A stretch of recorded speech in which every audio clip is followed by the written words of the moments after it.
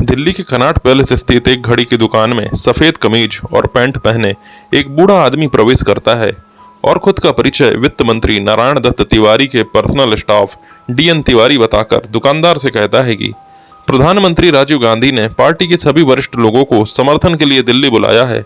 इस बैठक में शामिल होने वाले सभी लोगों को वो एक एक घड़ी भेंट करना चाहते हैं, तो मुझे आपकी दुकान से 93 घड़ी चाहिए।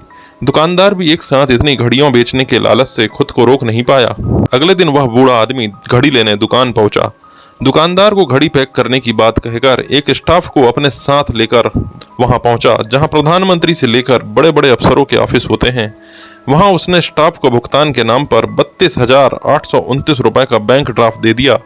2 दिन बाद जब दुकानदार ने बैंक ड्राफ्ट जमा किया तो बैंक वालों ने बताया कि वह ड्राफ्ट फर्जी है।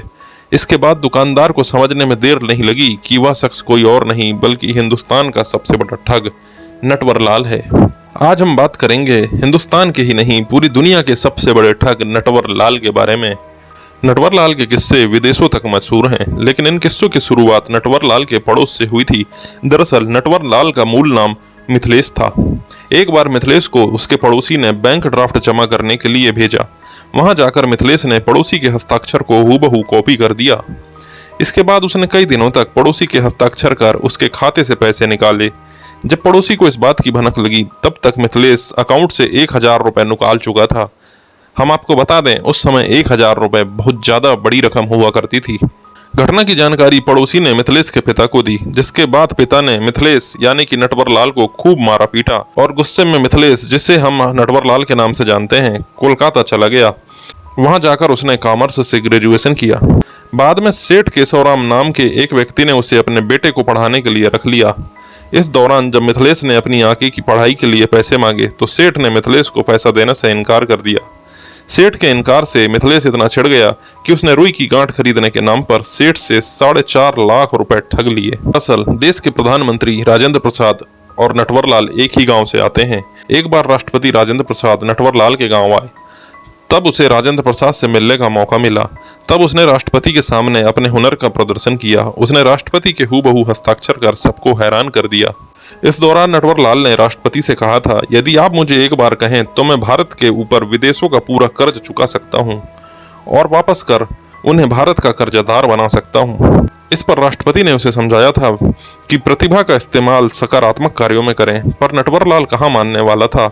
उसने राष्ट्रपति के फर्जी हस्ताक्षर करके राष्ट्रपति भवन को बेच डाला। हैरानी की बात तो यह है कि जब उसने संसद भवन को बेचा था तब सारे सांसद वहीं उपस्थित थे। इस तरह नटवर लाल ने 2 बार लाल किले को और 3 बार ताजमहल को भी बेचा। अपने खास हुनर के चलते नटवर लाल ने सैकड़े लोगों को धोखा दिया। इसने टाटा, बिड़ला और धीरूभाई अंबानी जैसे लोगों को भी नहीं बख्शा, इनने उनको भी ठग लिया। वह इन उद्योगपतियों से समाज सेवी बनकर मिलता था और समाज के कार्यों के लिए बहुत मोटा चंदा लेकर गायब हो जाता था। किस्सा कानपुर की एक अदालत का है और बात 80 के दशक की।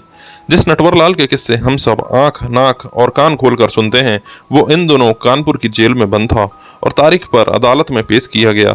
उसके कारनामों की लंबी फहरिस्त देखने के बाद जज साहब ने उससे पूछ लिया कि यह सब क्यों करते हो, तुम्हें मुलजिम बनना अच्छा लगता है क्या?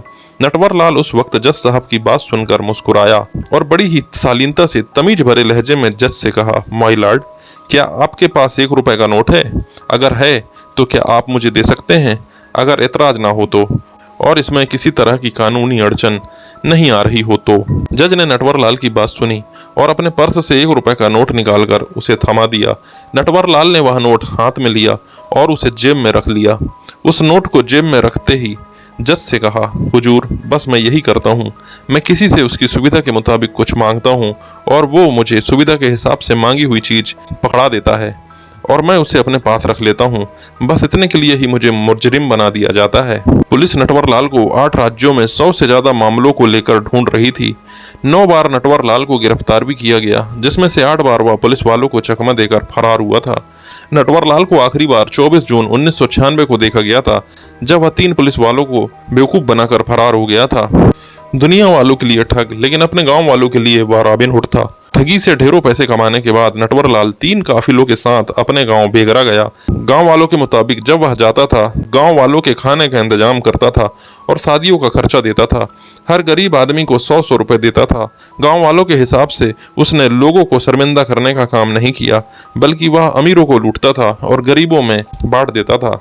नटवरलाल को उसके कारनामों के कारण कोर्ट ने 100 साल से ज्यादा की सजा सुनाई थी। 2009 में नटवरलाल के वकील ने उसके खिलाफ दर्ज 100 मामलों को हटाने की याचिका दायर की। उस याचिका के हिसाब से नटवरलाल की मौत 25 जून 2009 को हो चुकी थी। सिर्फ सातिर ही नहीं, हाजिर जवाबी और साहस का मिश्रण था नटवरलाल, जिसने राष्ट्रपति भवन, ताजमहल और लाल किला तक को बेच दिया था। वीडियो पसंद आया है तो लाइक करिए और चैनल को सब्सक्राइब करिए।